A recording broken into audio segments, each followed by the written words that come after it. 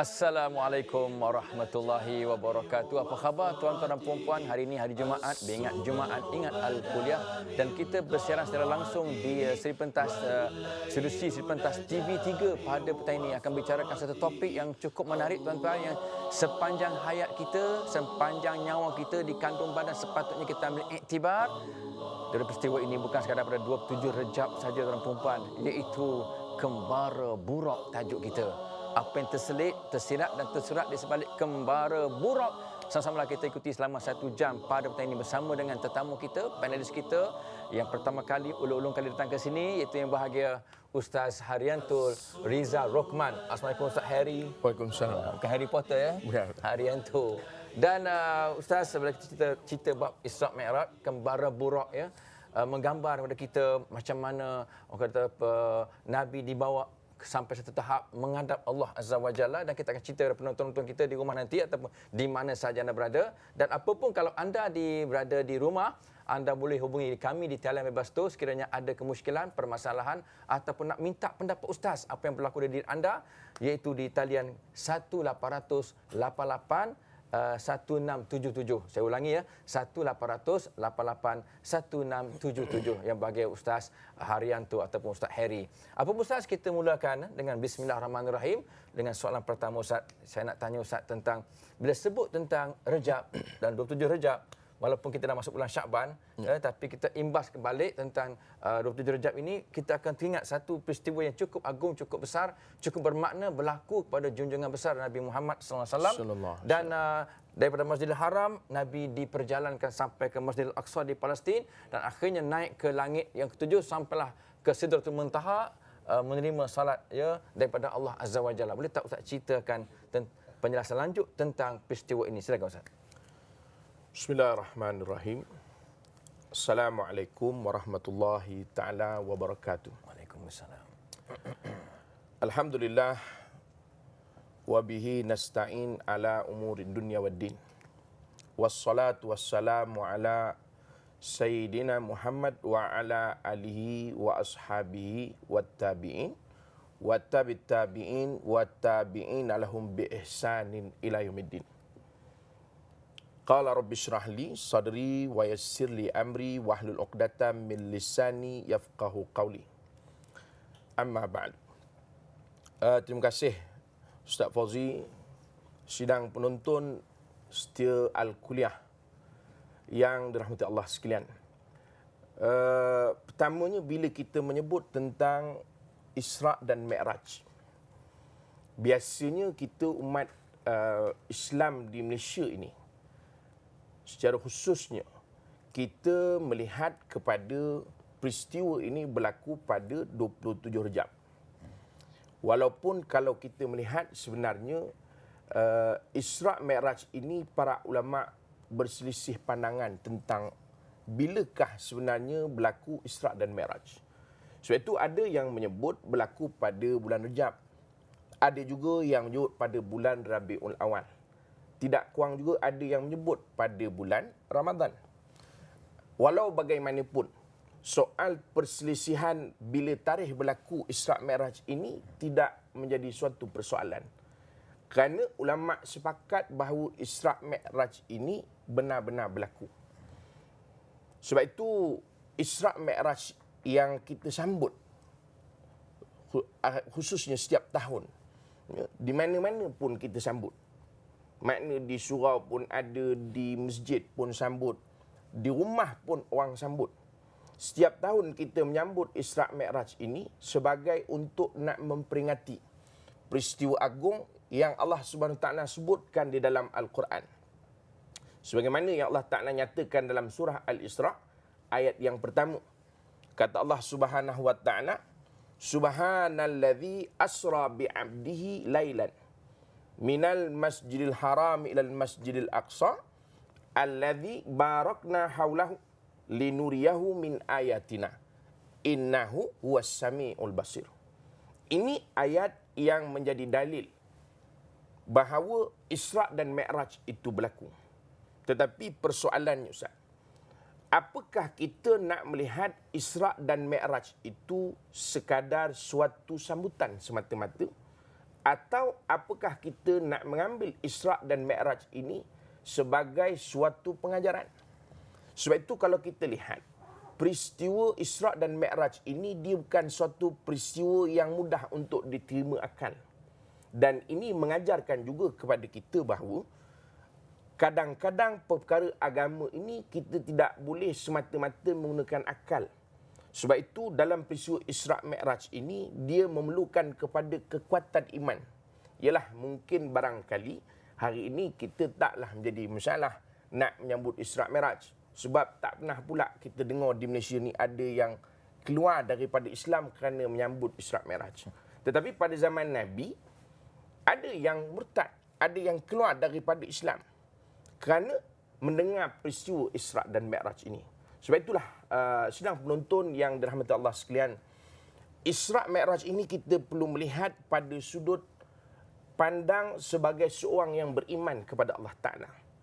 Sebab itu bila kita sebutkan Isra' dan Mi'raj ini ada ditanyakan orang.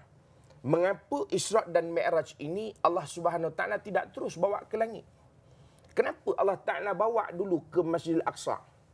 Sebab Allah Ta'ala sebut, Maha Suci Tuhan yang telah memperjalankan hamba-Nya minal Masjidil Harami ilal Masjidil Aqsa. Dia Masjidil Aqsa ni kata para ulama tafsir disebut sebagai Masjidil Aqsa kerana libu'dihi an Makkah, dia kata. Dengan sebab jauhnya Masjidil Aqsa ini daripada Mekah. Sebab itu dipanggil Masjidil Aqsa. Atau orang sebut juga di Baitul Maqdis. Atau disebut juga Baitul Muqaddis. Dua-dua betul belaka. Tak payah gaduh. Makna Maqdis pun betul, Muqaddis pun betul. Tetapi persoalan, kenapa Allah Ta'ala perlu bawa ke Baitul Maqdis? Kenapa tidak terus naik ke Sidratul Muntaha? Sebab itu para ulama membincangkan bahawa tujuan Allah SWT bawa ke Baitul Maqdis sebagai untuk menguatkan lagi hujah Nabi. Kerana Allah tahu nanti bila Nabi balik, orang akan tanya dengan Nabi. Sebab itu bila Nabi SAW pulang daripada peristiwa Isra' Mi'raj pada pagi itu, orang Mekah pun tanyakan Nabi. Bila Nabi bercerita tentang berlakunya Isra' Mi'raj, orang bertanya. Orang tanya kepada Nabi, bagaimanakah rupa Baitul Maqdis, wahai Muhammad, sekiranya benar engkau telah pun pergi ke sana? Ini kalau kita pun bayar. Kita hari-hari pergi masjid. Kan? Saya tadi Ustaz di masjid KLCC. Kalau tanyakan kepada sahabat-sahabat yang duduk di masjid KLCC itu, tanya dengan dia, cuba cerita berapa banyak pintu masjid KLCC. Belum tentu lagi boleh jawab. Sebab itu bila orang tanyakan kepada Nabi, wahai Muhammad, cuba engkau ceritakan tentang Masjid Aqsa. Sebab itu disebut dalam riwayat, Allah memperlihatkan kepada Nabi. Cuma timbullah soal, memperlihatkan tu bagaimana. Ada yang kata dibuka hijab, ada yang kata dibawa ke depan Nabi seperti mana dibawa Istana Balqis pada Nabi Allah Sulaiman AS. Tetapi soalnya, Nabi diperlihatkan sebagai untuk nak mengesahkan bahawa perjalanan itu berlaku. So itu kata para ulama. Kalaulah Nabi tidak pergi ke Baitul Maqdis, maka sukar untuk Nabi menjelaskan bahawa Nabi telah pun naik ke langit. Sebab untuk nak mengesahkan naik ke langit itu payah. Sebab itu Nabi kata, aku pergi ke Baitul Maqdis, kemudian naik ke langit. Maka bila orang tanya, dan Nabi dapat mengesahkan ciri-ciri Baitul Maqdis ini, maka orang Mekah pun berasa pelik. Maknanya, betul-betul Nabi telah pun sampai ke Baitul Maqdis, maka mengesahkan berlakunya peristiwa Isra' dan Mi'raj ini. Jadi begitulah Ustaz, supaya peristiwa Isra' dan Mi'raj itu dapat dipahami dalam sudut kita sebagai seorang yang beriman, kita meyakini bahawa dia benar-benar berlaku. Tapi satu sudut yang lain, untuk memberikan keyakinan kepada orang-orang yang lemah imannya. Maka sebab itu kalau kita lihat, peristiwa Isra' Mi'raj itu adalah satu peristiwa yang di luar daripada batasan akal. Tetapi pada masa yang sama, Allah cuba meletakkan suatu sebagai untuk nak mengatasi masalah orang yang tidak dapat menembusi persoalan ini dengan iman. Maka Allah Ta'ala letakkan suatu perjalanan, walaupun diperlukan dengan iman, tetapi orang yang lemah akalnya juga boleh menerima. Itu dalam konteks perjalanan Rasulullah SAW ke Baitul Maqdis daripada Masjidil Haram pada peristiwa Isra' dan Mi'raj. Wallahu a'lam. Okey Ustaz, setelah panjang lebar mukadimah Ustaz pada petang ini tentang penjelasan peristiwa agung yang berlaku dengan Nabi Muhammad SAW, iaitu peristiwa Isra' dan Mi'raj. Apa pun barangkali sebab itu Tuhan sebut dalam surah Isra' Subhanallazi ataupun Subhanallah. Maha suci Allah, nak menggambarkan ini bukan boleh dipikirkan dengan akal manusia. Sebab ini kerja Allah, ya, kekuasaan Allah. Apa pun zaman sekarang Ustaz barangkali orang pun dah boleh terima sebab dah naik ke bulan dah manusia kan. Dah ada jet, ada roket dan sebagainya. Kalau zaman Nabi dulu barangkali lah, ya. Sebab itu ada juga yang murtad. Apa pun, apa kata kalau kita berehat seketika dan kita bagi Ustaz relax dulu, kita jumpa selepas ini dengan Kembara Burak.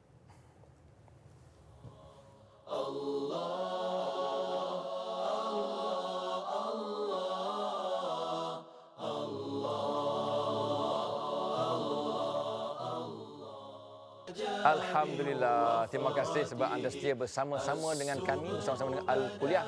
Petang ini dengan tajuk kita Kembara Burak.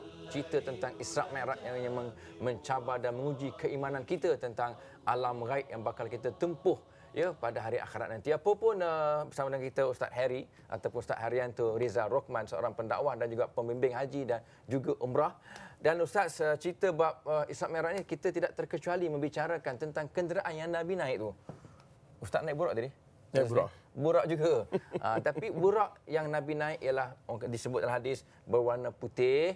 Dia lebih besar daripada keldai, lebih kecil daripada burak dan bila bagal, lebih kecil daripada bagal, dan bila dia memecut Ustaz, melangkah berkata speedy lah, sekali tekan minyak tu sejauh mata mandang lajunya.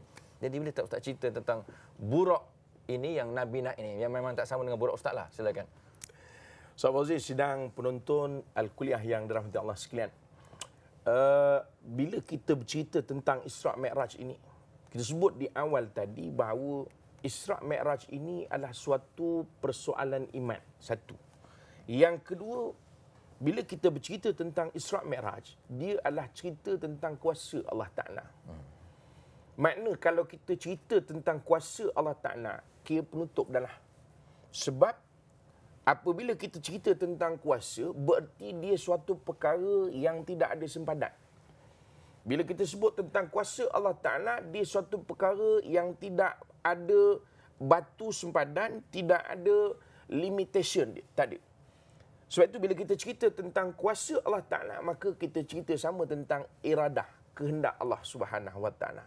Sebab itu bila dalam peristiwa Isra' dan Mi'raj ini, dia nak menggambarkan. Sebab itu ayat yang Allah Ta'ala sebut di awal tadi, linuriyahu min ayatina, untuk nak menunjukkan tanda-tanda kekuasaan kami. Sebab itu bila kita sebut tentang Isra' Mi'raj, cerita tentang binatang yang ditunggang oleh Rasulullah SAW yang disebut sebagai burak. Burak ni asal perkataan dia al-barqu, maknanya kilat. Sebab itu ada ulama' menggambarkan burak ini sejenis binatang sama ada dia melintas sepantas kilat, makna kelajuannya adalah kelajuan cahaya. Artinya laju sungguh lah tu. Pasal cahaya ni kalau ikut orang sains dia kata 300,000 kilometer per minit, bukan per minit, per second. Maknanya sesaat 300,000 kilometer. Kita 140. 140 naik kancil, bergegar dah kancil tu. Itu pun kita rasa laju dah tu. Itu pun bawa macam orang bawa naik kereta sport tu. Nabi 300,000 kilometer. Itu kalau ikut ukuran hari ni lah. Sebab dalam hadis tidak sebutkan pula berapa kilometer sejam. Jadi maknanya Ustaz, sidang penonton yang dirahmati Allah sekalian, burak ni satu haiwan yang istimewa. Saya setuju apa disebutkan sahabat saya bahawa Nabi SAW ketika nak dibawa bertemu dengan Allah Ta'ala, Allah sediakan Nabi suatu keistimewaan. Tunggangan pun tunggangan yang istimewa. Sebab itu kalau kita fikir, sebenarnya Allah kalau nak bawa Nabi, tak payah pakai burak pun boleh. Allah boleh bawa terus. Sebab itu kata Allah Ta'ala, fa'alul lima yurid. Allah buat apa yang dia nak. Kita Allah jadikan sebagai manusia, tak perlu pakai acuan pun bentuk. Makna ada dah. Keluar-keluar jadi rupa orang, ada bentuk dia. Macam seolah-olah duduk dalam acuan. Allah boleh buat. Tak ada masalah. Sebab itu mudah bagi Allah Subhanahu Wa Ta'ala. Tidak ada perkara yang susah. Sebab itu ayat yang biasa kita baca, ya, tuan-tuan sekalian, dan hari Khamis. Ya, dalam surah Yasin tu, innama amruhu idza arada syai'an ayyakula lahu kun fayakun. Makna mudah bagi Allah Taala. Dia kata jadi maka jadi. Tapi soalnya mengapa Allah Taala menggunakan burak tadi sebagai tunggangan Nabi. Sebab itu kalau boleh kita faham barangkali untuk nak menunjukkan keistimewaan. Sebab itu binatang yang Allah Taala sediakan binatang yang istimewa. Jadi makna nak bertemu dengan Allah Taala. Nabi ni orang istimewa, binatang istimewa. Sebab itu kalau apa yang disebut denganlah Ustaz ni, makna kita, ustaz-ustaz ni pun dia kena juga binatang, bukan binatang lah dia panggil. Makna kenderaan pun mesti kenderaan yang istimewa. Supaya kalau sekiranya tak istimewa, tak sampai pula. Kan? Kalau buruk tak dipakai, pakai keldai. Paman boleh. Tapi mengah lah nak sampai ke Baitul Maqdis je sebulan dah. Tu naik untuk. Jadi Allah bawa bagi buruk special sikit. Kira kalau kita hari ni Mercedes Ustaz. Jadi sebab itu makna nak menunjukkan binatang yang istimewa, tunggangan yang istimewa itu perlu. Sebab itulah tuan-tuan sekalian, tunggangan yang diberikan kepada Nabi SAW ini, dia sebagai untuk nak menunjukkan saja kekuasaan Allah Ta'ala. Sebab itu kita katakan tadi, Allah boleh tak payah pakai tunggangan pun. Allah boleh bawa Nabi. Tetapi Allah sengaja bawa sebagai nak menunjukkan kepada manusia bukan sahaja peristiwa Isra' Mi'raj ini hebat, tunggangan itu juga hebat. Maknanya kehebatan di dalam suatu perkara yang hebat. Allah nak menggambarkan sungguh-sungguh kepada manusia supaya yakin dengan Allah Subhanahu Wa Taala. Kerana bila Allah Subhanahu Wa Taala menghendakkan sesuatu, tidak ada perkara, tidak ada apa-apa pun yang boleh menidakkan kehendak Allah Subhanahu Wa Taala. Sebab itu kita boleh belajar daripada peristiwa Isra' dan Mi'raj ini, nak mengajarkan kepada kita bahawa kita mempunyai Tuhan yang maha hebat, Tuhan yang maha kuasa, Tuhan yang berkehendak, Tuhan yang boleh melakukan apa sahaja tanpa ada halangan. Manusia tidak boleh untuk nak melakukan apa-apa pun, melainkan setelah Allah Subhanahu Wa Taala menentukan setiap sesuatu tadi. Okey Ustaz, daripada Masjidil Haram ke Masjidil Aqsa, sekarang kita ke Seremban, Ustaz, boleh ya? Seremban. Boleh. Boleh. Okey, dengan Roslina. Assalamualaikum Roslina. Ya. Assalamualaikum. Assalamualaikum. Apa khabar Seremban? Khabar baik. Okey, silakan soalan untuk Ustaz, silakan. Assalamualaikum Ustaz. Waalaikumsalam warahmatullahi wabarakatuh. Saya nak tanya lah, sebab baru-baru saya pergi kuliah Isra' Mi'raj kan. Ya. Ustaz tu ada beritahu, kebanyakan ustaz-ustaz sekarang ni dia tak ada bincangkan tentang tentang kejadian Isra' Mi'raj yang betul tau. Dia banyak tumpukan kerja tentang seruan pergi terus menghadap Allah, tapi dia tak cerita tentang kejadian-kejadian apa yang Rasulullah nampak. Terperinci lah, terperinci Terperinci. Okey, Dia cakap kalau nak terperinci tu memang 5-6 hari pun tak habis lah. Kalau nak ceritakan tentang kejadian tu. Saya. Sebab manusia kan tak takut kejadian-kejadian tu sebab tak ada ustaz yang cerita tentang perinci. Macam mana kejadian Rasulullah nampak tak tutup aurat. Okey.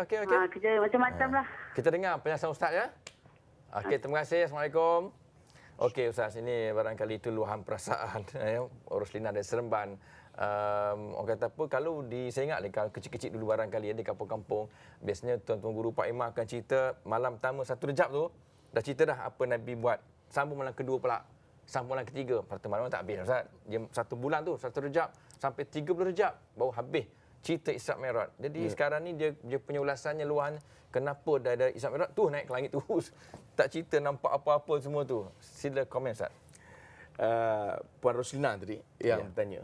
Dia sebenarnya sedang penonton sekalian. Sebab itu Isra' dan Mi'raj ini dia bukan sekadar suatu peristiwa yang jadi sejarah. Sebab kalau kita nak cerita sejarah, tahun sudah punya Isra' Mi'raj dengan tahun ni ada beza tak? Tahun sudah Nabi naik burak juga. Tahun ni Isra' Mi'raj, cerita pasal Isra' Mi'raj Nabi naik burak juga. Tahun sudah Nabi daripada Masjidil Haram pergi Masjid Aqsa. Tahun ni tak berubah. Dia tak pula pergi Masjid Kuala Lumpur. Tetap Masjid Aqsa. Makna kita nak sebut, dari segi sejarah, dia tetap sama. Tetapi apa yang kita nak ambil daripada peristiwa Isra' Mi'raj ini? Sebab itu saya bersetuju dengan apa yang disebutkan oleh puan yang bertanya tadi, bahawa kita perlu menceritakan supaya kita boleh mengambil pengajaran dan boleh mendidik manusia. Sebab itu inilah yang kita cuba keluarkan. Cuma apakah kita dapat untuk keluarkan semua sekali daripada peristiwa Isra' Mi'raj ini di suatu yang sukarlah. Kerana Isra' Mi'raj ini peristiwanya cukup banyak. Kerana kalau kita mengambil satu persatu pengajaran daripada Isra' Mi'raj ini, maka memerlukan masa yang panjang. Sebab itu kita cuba keluarkan apa yang boleh kita dapat pengajaran daripada Isra' dan Mi'raj ini. Barangkali kita tidak dapat keluarkan semua, tetapi kita mengambil apa yang kita lihat yang memerlukan untuk kita bincangkan, khususnya pada masyarakat hari ini.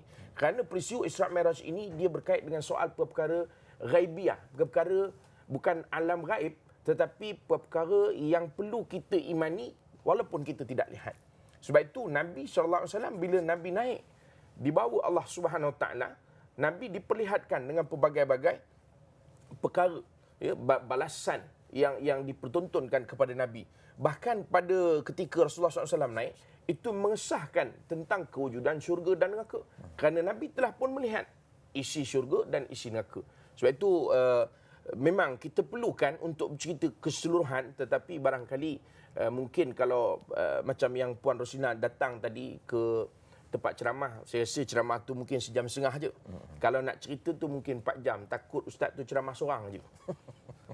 Wallahualam. Okey, Ustaz. Ya, lebih kurang, kalau Isra' Mi'raj pun lebih kurang 4 jam 5 jam jugalah. Ya. Tapi ingat kecepatan burak tersebut 300,000 km satu saat, Ustaz. Ya. Jadi, okey, kita akan ambil panggilan yang lain. InsyaAllah kalau ada 1800 881677. Saya tanya Ustaz tentang satu soalan sebelum kita ambil panggilan yang lain.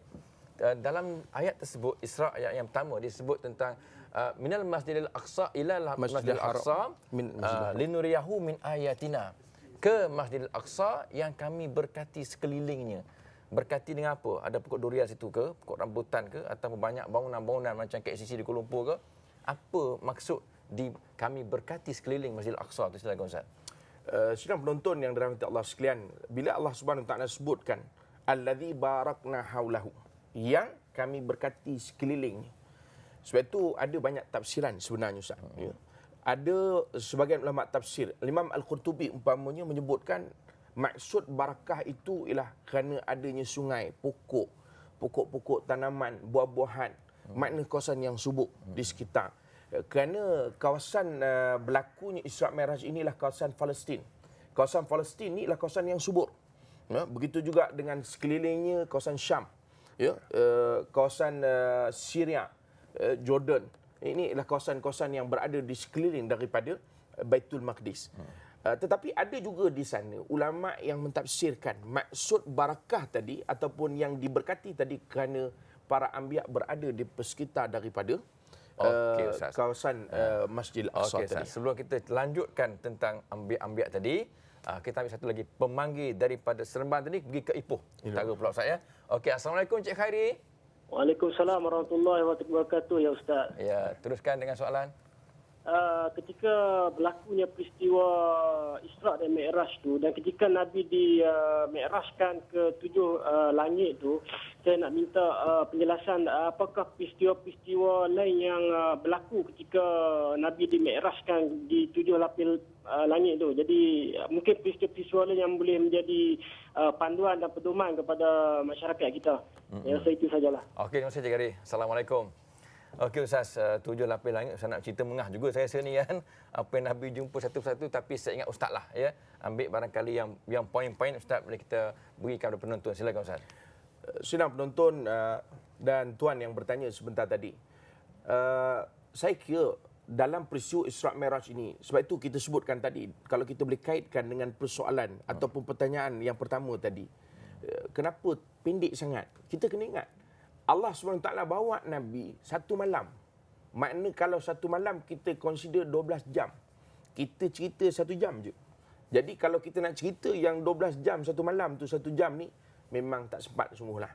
Jadi saya ingatlah tuan-tuan ni, kalau kita boleh ambil pengajaran daripada peristiwa Isra' Mi'raj, apa yang penting pada hari ini? Pertama, kalau boleh saya concludekan Ustaz, kalau simpulkan. Sebab kita nak pergi satu-satu banyak. Pertama, kita nak yakin bahawa Allah Subhanahu Wa Taala tunjuk kepada Nabi SAW tentang bagaimana orang yang diseksa.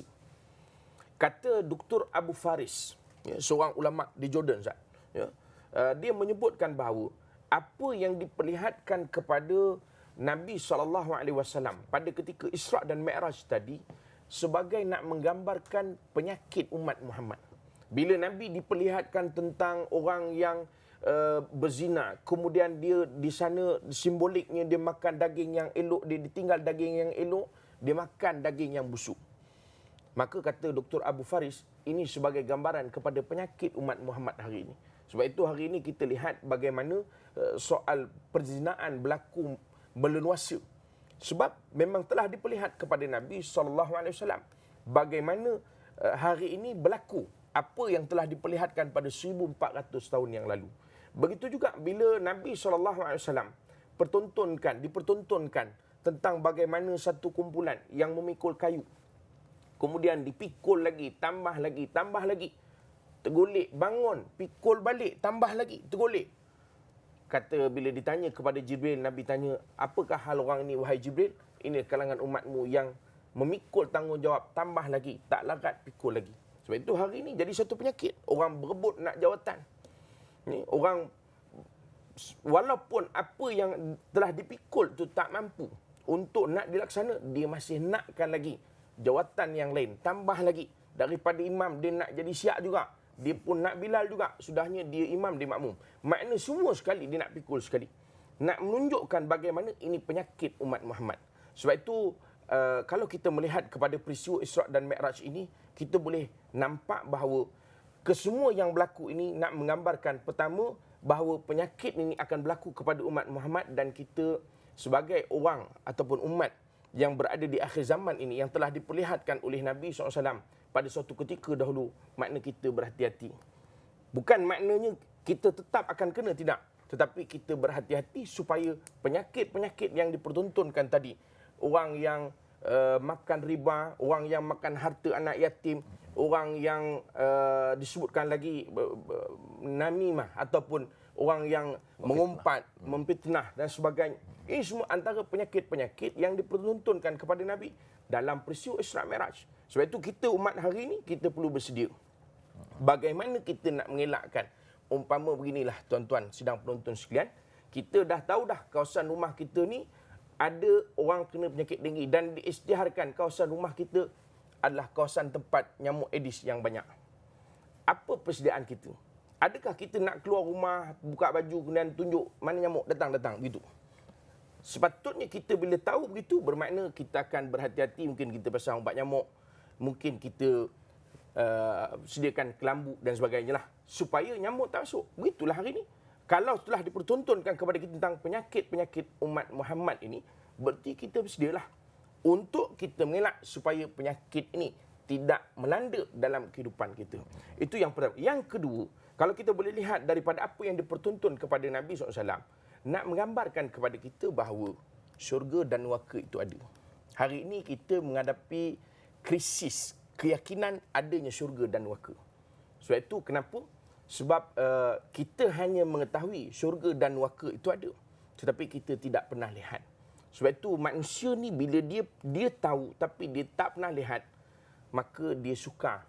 Sebab itu perlu dalam konteks mendidik hari ini, nampak dan tengok, visual dan audio, dua-dua sekali. Sebab itu Nabi SAW, Allah Ta'ala pertontonkan sebagai nak membuktikan bahawa syurga dan neraka itu benar-benar wujud. Ini kalau boleh untuk kita mengambil pelajaran, supaya hari ini kita yakin. Sebab itu kita hari ini, orang yang melakukan dosa, dia tidak risau. Kenapa? Kerana dia tak nampak neraka tadi. Inilah yang menjadi persoalan pada hari ini. Ya. Okey Ustaz, itulah tentang jawapan kepada Encik Khairi tadi tentang lapisan langit Nabi lihat. Apa pun kita conclude sekaligus saja. Ya. Senang cerita sebab masa kita amat terhad. Apa pun kita berat seketika, dan kita kembali selepas ini dengan tajuk kita Kembara Buruk.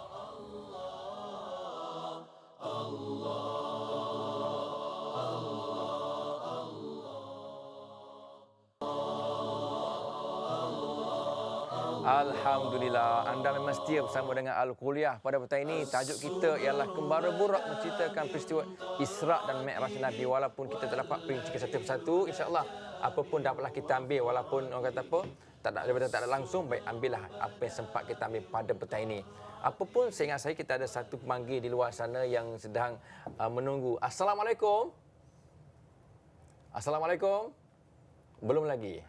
Belum lagi. Apa pun Ustaz tanya tadi tentang sekeliling Masjid Al-Aqsa tu ada ambiak ya yang dikebumikan di situ barangkali. Ya. Silakan Ustaz. Sedang penonton Ustaz Fauzi yang dirahmati Allah sekalian. Sebab itu disebutkan dalam tafsir Imam Al-Qurtubi, disebutkan bahawa di sekeliling daripada Masjid Al-Aqsa itu terdapat para anbiya, ya. Para anbiya yang dikuburkan di situ, ya. Umpamanya di Jordan, di sekeliling itu, ya. Nabi Syuaib umpamanya, ya.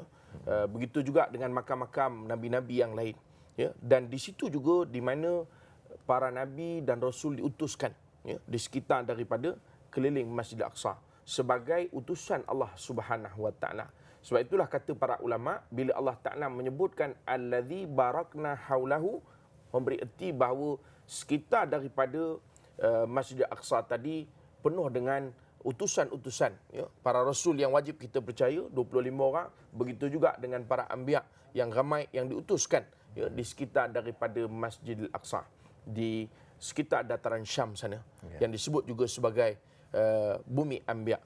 Wallahu alam. Okey Ustaz, saya teringat memang ada, saya terbaca dalam karangan Al-Albani, dia mentasahihkan hadis-hadis menceritakan Isra Mi'raj ni. Dia ada menyatakan bahawa ada hadis-hadis yang direka cipta, hadis palsu dimasukkan dalam peristiwa Isra Mi'raj. Jadi jadi banyaklah peristiwa tu. Kata Al-Albani yang mentasihkan hadis-hadis ni. Apa pandangan Ustaz? Sebab kadang-kadang ada juga menceritakan tambah, biasanya banyak orang perempuan dia kata. Ya. Syekh Albani kata apa? Ramai kes-kes yang menceritakan orang perempuan ni banyak kaitan dengan hadis palsu. Tergantung ni. Jadi apa pandangan Ustaz tentang penceritaan tersebut? Silakan Ustaz. Sedang penonton yang dirahmati Allah sekalian, sebab itu dalam persoalan Isra Mi'raj ini, dia suatu persoalan, walaupun kita katakan tadi dia adalah suatu peristiwa di mana Nabi SAW dibawa untuk bertemu dengan Allah SWT, dibawa ke Masjid Al-Aqsa dan dibawa ke Sidratil Muntaha. Tetapi kesemua perkara ini berlaku dalam suasana yang tak dapat diketahui oleh manusia. Maknanya berbeza dengan situasi kehidupan Rasulullah. Kehidupan Rasulullah ni orang boleh lihat. Aisyah nampak, sahabat nampak, Ali nampak, Fatimah nampak, sahabat nampak. Tetapi peristiwa Rasulullah SAW dibawa ke langit, dia peristiwa yang orang tak nampak. Artinya peristiwa ini semata-mata bergantung kepada hadis-hadis Nabi SAW. Sebab itu memang kita tidak nafikan, umpamanya Ustaz, kalau boleh kita tengoklah, dalam persoalan Buraq itu sendiri yang membawa Rasulullah SAW, ada yang menggambarkan Buraq ini, ya, berkepala wanita, ya, kemudian Buraq ini seolah-olah seperti orang dan sebagainya. Jadi ini disebutkan sebagai suatu penambahan kepada hadis yang menceritakan tentang Buraq. Betul, Nabi SAW ceritakan Buraq ni seekor binatang yang kecil sikit daripada himar, atas sikit daripada barol. Jadi maknanya dia tak terlalu besar, tak terlalu rendah, dan warnanya putih. Tapi Nabi tidak pula menceritakan tentang rupanya. Ya? Jadi maknanya penambahan berlaku di situ. Sebab itu hari ini kita tengok kadang-kadang orang jadikan perhiasan, ya, di TV, di dinding. Ya, Ustaz? Ya, di dinding ada dijadikan perhiasan, ada gambar pula. Ya? Ada pula macam orang terbang, senyum pula tu. Kan? Yang canggihnya lawa pula tu. Kan? Pandai pula dia melukis gambar tu, perempuan yang lawa. Jadi maknanya ini suatu penambahan yang berlaku. Begitu juga peristiwa Nabi SAW bertemu dengan seorang tua. Ya, disebutkan, ya, hari ini ada yang menceritakan bahawa umur orang itu ialah orang itu adalah gambaran kepada dunia, yang mana umur dunia ini 7,000 tahun pamunya. Jadi sedangkan itu bertentangan pula dengan kajian yang dibuat bahawa dunia ini sudah hidup zaman dinosaur saja disebutkan berapa juta tahun. Tiba-tiba pula datang kita menyebutkan bahawa umur dunia ini dalam lingkungan umur 7,000 dan sebagainya. Jadi kadang-kadang seolah-olah, ya, penambahan-penambahan yang dibuat di dalam peristiwa Isra' dan Mi'raj ini menyebabkan berlaku kekeliruan. Ya. Sebab itu apa yang perlu hari ini ialah kita melihat Isra' dan Mi'raj ini pada sudut pandang syariat, hadis dan Quran. Kemudian kita mengambil istifadah daripada apa yang telah dinyatakan di dalam hadis dan Al-Quran tadi. Wallahu a'lam. Okey, Ustaz, kita barangkali kita nak dari Ipoh tadi kan, kita lajak ni atas Ustaz, kita kembara bukan burak lah ya dengan siaran TV3 ni. Ipoh kita ke Kedah pula ya bersama dengan Khadijah. Assalamualaikum Puan Khadijah. Waalaikumsalam warahmatullahi wabarakatuh. Apa soalannya, silakan. Soalan saya tadi, saya nak tanya, masa sebelum Nabi naik Isra Mi'raj, kemudian tu Nabi pergi ke Masjid Aqsa. Kemudian tu sebelum tu Nabi mengimamkan semua para rasul kena semayang. Saya. Jadi masa tu Nabi belum terima lagi nama pantas semayang tu. Saya. Dengan cara Nabi semayang itu ya salah saya. Okey. Terima kasih. Okey, sama. Ni bagus soalan dia. Menceritakan dia memang dia tengok satu-satu peristiwa tu. Dia lupa nak beritahu Nabi tu ikat burak dulu. Bos semayang ya. Apa Ustaz? Macam mana kaifiat ataupun cara Nabi semayang jadi imam kepada para rasul dan para nabi yang terdahulu termasuk Adam, Idris dan sebagainya di belakang tu. Macam cara je, silakan Ustaz. Pertama sekali tuan-tuan sekalian, saya tarik apa yang disebut oleh Dr. Salah Al-Khalidi. Dia menyebutkan bahawa kadang-kadang peristiwa-peristiwa dalam Quran ini dia bukan nak menyatakan secara detail. Sebab dia bukan semata-mata suatu peristiwa untuk dijadikan bahan sejarah. Tetapi Islam meletakkan ataupun Quran ataupun hadis dia meletakkan peristiwa-peristiwa ini menurut apa yang boleh diambil oleh manusia.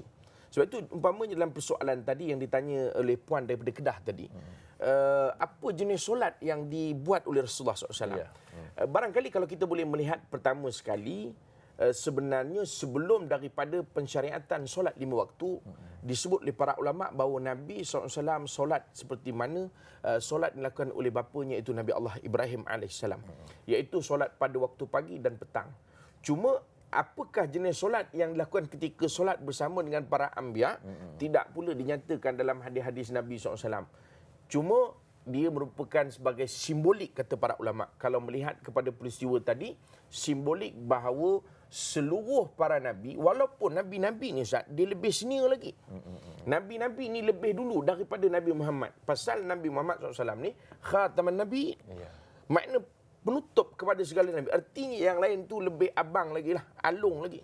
Tetapi yang lain berikan laluan kepada Nabi SAW. Kata para ulama, ini menggambarkan bahawa keseluruhan para nabi mengiktiraf syariat yang dibawa oleh Nabi Muhammad sallallahu alaihi wasallam dan menunjukkan juga bahawa keistimewaan Nabi sallallahu alaihi wasallam yang menjadi imam kepada semua para anbiya. Sebab itu kepada puan yang bertanya dan sidang penonton sekalian, saya melihat bahawa persoalan Nabi menjadi imam itu bukan untuk dilihat apakah jenis solat yang dibuat atau apa bacaan yang dibaca, tetapi untuk kita mengambil faham bahawa kita berada pada agama, suatu agama yang disyariatkan Allah Subhanahu Wa Taala supaya menjadi penutup kepada segala syariat-syariat yang diturunkan sebelum Nabi sallallahu alaihi wasallam.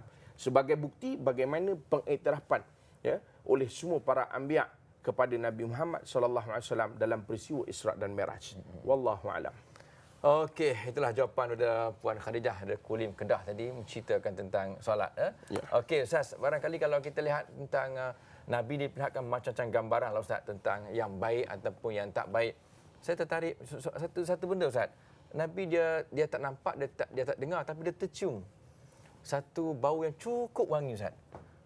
Ni tak tengok tak apa ni, tercium. Bau apa ni Jibril?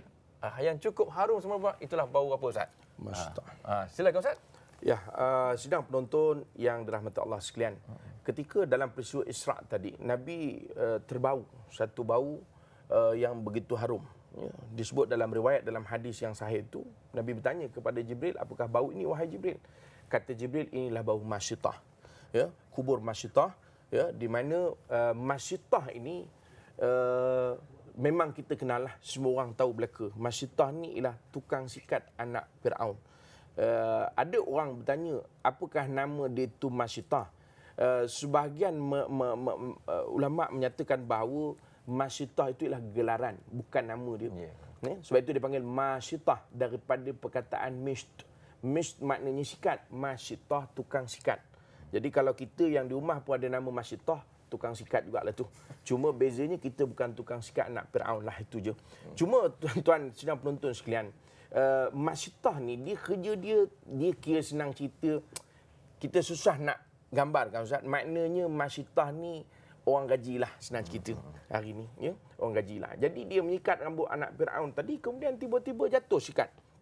Maka Mak Syitah pun sebut Allah. Anak Firaun ni dia kata pelik. Apa benda nama ni? Kata Mak Syitah, huwa rabbuki wa rabbu abiki. Dia kata, ini Allah ini ialah Tuhan kau dan Tuhan bapa kau. Kata anak Mak Syitah tadi, maka dia adukan kepada bapa dia dan bapa dia bertanya, siapakah yang kau sebut tadi wahai Mak Syitah? Dia kata, aku menyebut Allah, Tuhan aku dan Tuhan kau. Sebab itu dipendekkan cerita dalam kisah ini, akhirnya Mak Syitah ni satu keluarga dia diseksa. Ya? Dan disebutkan dalam riwayat bahawa di akhir itu, ketika Mak Syitah ni dicampakkan anaknya, ya, diseksa anaknya, dibunuh seorang demi seorang, tinggallah akhirnya yang kecil. Maka yang kecil ni ketika itu berlaku rasa pada Mak Syitah, dia tak sampai hati. Sebab itu dia, ibu bapa ni, dia bila anak yang paling kecil, yang masih kecil, yang masih menyusu, dia rasa sayang, Ustaz. Tapi kalau anak dah besar-besar, kadang-kadang kalau berlaku macam peristiwa Firaun ni, dia boleh volunteer campakkan je anak dia yang besar-besar tu. Pasal degil dah. Jadi yang kecil-kecil ni dia sayang lagi. Yang besar ni pasal dia tak mau dengar kata. Jadi kalau ada lagi macam Firaun tu, barangkali dia akan volunteer, campaklah anak saya ni, biarkan je. Cuma nak sebutkan bahawa bila sampai pada ketika itu, Mak Syitah rasa teragak-agak. Ada dinyatakan dalam satu riwayat bahawa ketika itu anak tadi berkata, wahai ibu, jangan kau teragak-agak untuk terus berpegang kepada akidahmu, iaitu bertuhankan Allah Subhanahu Wa Taala. Maka akhirnya anak ini bersama dengan Mak Syitah juga dibunuh. Sebab itulah ada disebutkan, ya, bahawa di antara 4 orang budak yang boleh bercakap masih kecil, di antaranya ialah anak Mak Syitah, kemudian saksi kepada Juraish, kemudian yang disebut satu lagi ialah Nabi Isa. Ya? Jadi ini 4 orang yang boleh bercakap pada waktu kecil.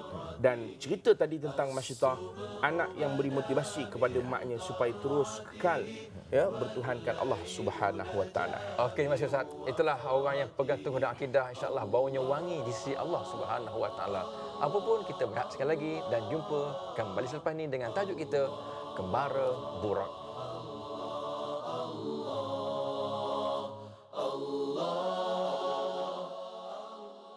Alhamdulillah, terima kasih sebab anda setia bersama dengan kami pada petang ini dengan tajuk Kembara Burak, menceritakan detik-detik bersejarah yang paling agung, iaitu mukjizat yang hebat, iaitu Isra' dan Mi'raj kepada Nabi Muhammad sallallahu alaihi wasallam. Apa pun Ustaz, ada satu pertanyaan, adakah Ustaz Harry adalah kelon Datuk Ismail Kamus? Jangan jawab Ustaz. Itu biarlah rahsia saja, ya. Ada ramai yang bertanya begitu, biarlah rahsia. Okey Ustaz, bila sebut peristiwa Isra' Mi'raj Ustaz, artinya satu hadiah yang sangat besar Nabi terima daripada Allah Azza wa Jalla di langit, bukan di bumi Ustaz. Satu pemberian anugerah yang hebat. Tapi saya sedih Ustaz, kadang hadiah itu macam dicampak saja Ustaz. Tidak ada nilai dan maknanya bagi setengah orang, iaitu solat. Tolong ceritakan Ustaz, silakan. Sidang penonton yang dirahmati Allah sekalian, sebenarnya apabila kita bercerita tentang Isra' dan Mi'raj ini, kata para ulama, antara perkara penting, ya, yang mesti kita lihat ialah berkenaan dengan perintah solat. Kerana pada peristiwa Isra' dan Mi'raj inilah disebutkan bahawa Nabi SAW telah dipardukan dengan ibadah solat. Sebab itu kalau kita melihat kepada rentetan peristiwa, disebutkan di dalam riwayat hadis Nabi SAW bahawa Nabi asalnya dipadukan dengan 50 waktu sehari semalam. Artinya kalau kita kira 50 waktu sehari semalam, bermakna setiap setengah jam maka masuk waktu semayang. Itu kita kira lamsam je. Maknanya sekejap kemudian semayang, tengah makan berhenti sekejap semayang, kemudian berhenti makan, kemudian berhenti semayang. Begitulah seterusnya. Sebab itu Allah Subhanahu Taala dengan rahmatnya, dan Allah lebih mengetahui, ya, bahawa kemudian daripada itu dikurangkan kepada 5 waktu sahaja. Dan dengan rahmat Allah Subhanahu Taala juga, Allah Subhanahu Taala memberikan kepada umat Muhammad sallallahu alaihi wasallam ini, walaupun solat 5 kali sehari semalam, tetapi diberikan ganjaran pahala 50 waktu sehari semalam. Sebab itulah solat dia merupakan suatu hadiah yang istimewa. Kata para ulama, Nabi sallallahu alaihi wasallam dibawa Mi'raj bertemu dengan Allah Taala. Dan pada masa yang sama, Mi'raj kita umat Muhammad sallallahu alaihi wasallam ialah saat mana kita mendirikan solat, kita menghadap Allah Subhanahu wa taala. Itulah saat kita bertemu dengan Allah Subhanahu wa taala. Sebab itu bila mana kita sebagai umat Nabi sallallahu alaihi wasallam, kita tidak memanfaatkan ibadah solat yang dipardukan Allah Subhanahu wa taala tadi, sebenarnya kita seolah-olah tidak sudi untuk menerima hadiah daripada Allah Subhanahu wa taala. Sebenarnya solat ini adalah suatu ruang yang Allah Taala bagi untuk kita umat manusia bertemu dengan Allah Subhanahu wa taala tanpa ada perantaraan. Sebab itu ketika kita solat, kata Nabi sallallahu alaihi wasallam, aqrab ma yakunul abdu inda rabbi wa huwa sajidun fa akthiru du'a, atau kama qala Rasulullah SAW. Kata Nabi, tempat yang paling hampir di antara hamba dan Tuhannya ialah ketika dia sujud. Maka kata Nabi SAW, fa'akthiru doa, maka perbanyakkan doa. Inilah saat yang terindah di antara hamba dengan Tuhannya. Saat hamba memerlukan sesuatu, saat hamba memerlukan bantuan Allah Ta'ala. Kata Allah Ta'ala, udu'uni astajib lakum. Saat yang paling hampir. Sebab itu kita kadang-kadang kita dengan manusia, kalau kita terlalu jauh, kita nak minta sesuatu kadang-kadang payah. Umpamanya kita nak mohon pertolongan, kita tak minta dengan jiran sebelah, kita minta dengan orang daripada negeri lain. Pergi ke negeri itu nak minta tolong, barangkali sukar kerana dia tak kenal dengan kita, jauh. Tapi kalau orang tu orang sebelah rumah kita, barangkali lebih mudah kerana dia kenal, barangkali hari-hari kita bagi dia kuih dan sebagainya, atau kita je dapat kuih daripada dia tiap-tiap hari. Jadi maknanya rapatlah. Sebab itu bila kita dekat, maka mudah untuk minta. Sebab itu Allah Subhanahu wa taala dengan kita manusia dekat. Sebab itu dia panggil solat itu adalah sebagai hadiah Allah Subhanahu wa taala untuk manusia, supaya dapat manusia sampai kepada Tuhannya, yang disebut sebagai Mi'rajul Abdi ila Rabbi. Wallahu a'lam. Okey, terima kasih bagi Ustaz Harry ataupun Haryanto Rizal Rahman, nama panjangnya, atas kupasan tentang Kembara Burak, tentang peristiwa Isra dan Mi'raj.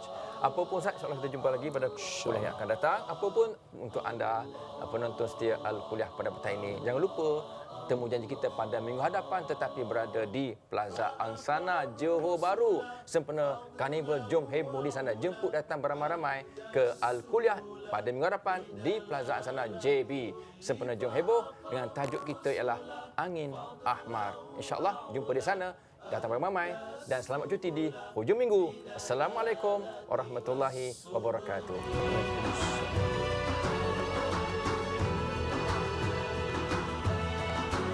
Gönlerde hasretin var, yürekler aşkınla çarpar. Sensiz dünya bizlere dar. Selam sana ey kutlu yar. With submission, faith and patience, you conveyed the noble message, brought us light through your guidance. Peace be upon you, my beloved. Ya Habibi, Ya Muhammad, Ya Nabi, salam.